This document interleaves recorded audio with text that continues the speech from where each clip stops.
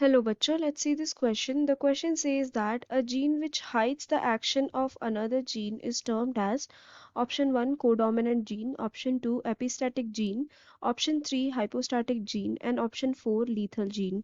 तो इस क्वेश्चन में हमसे ये पूछा है कि एक जीन जो दूसरे जीन का एक्शन या फिर उसका इफेक्ट को हाइड करता है या सप्रेस करता है तो उस टाइप के जीन को हम क्या बोलते हैं। तो इस क्वेश्चन में की कॉन्सेप्ट है regarding epistasis. एपिस्टेसिस तो जो एपिस्टेसिस का फिनोमेना होता है वेदर बीट डोमिनेंट एपिस्टेसिस या फिर रिसेसिव एपिस्टेसिस, इस फिनोमेना में हमको देखने के लिए मिलता है the this type of action जो जैसा हमें क्वेश्चन में दिया गया है। एपिस्टेसिस में क्या होता है बेसिकली एक gene one gene hides or we can say suppresses the expression or action of another gene। expression या फिर हम कह सकते हैं action of another gene। ठीक है, this is what happens in epistasis.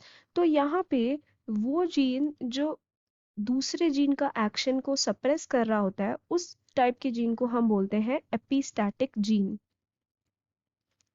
Epistatic gene and जिस जीन का एक्शन सप्रेस हो रहा होता है उस जीन को हम बोलते हैं हाइपोस्टैटिक जीन। Hypostatic gene. तो इस क्वेश्चन में हमसे पूछा था उस जीन के बारे में जो दूसरे का एक्शन हाइड कर रहा है, तो that will be epistatic gene. So option 2 will be the correct answer for our question. अगर हम दूसरे ऑप्शंस देखें तो फर्स्ट ऑप्शन में हमें कोडोमिनेंट जीन दिया गया है। कोडोमिनेंट जीन में क्या होगा कि दो पर्टिकुलर जीन जो है वो एक साथ एक्सप्रेस होंगे। ठीक है, एक साथ अपना जो एक्शन है वो एक्सप्रेस करेंगे। सो this will not be the correct answer. Option 2 is epistatic gene. Option 3 में जैसा कि मैंने बताया hypostatic gene. Hypostatic gene is nothing but जिसका एक्शन सप्रेस कर रहा है एपिस्टैटिक जीन, उसे हम बोलते हैं hypostatic gene. So this will also not be the correct answer. Option 4 में हमें दिया है लीथल जीन। लीथल जीन मतलब वो ऐसा जीन होता है जो अगर एक्सप्रेस हो गया, ठीक है, अगर लीथल जीन एक्सप्रेस हुआ तो ऑन एक्सप्रेशन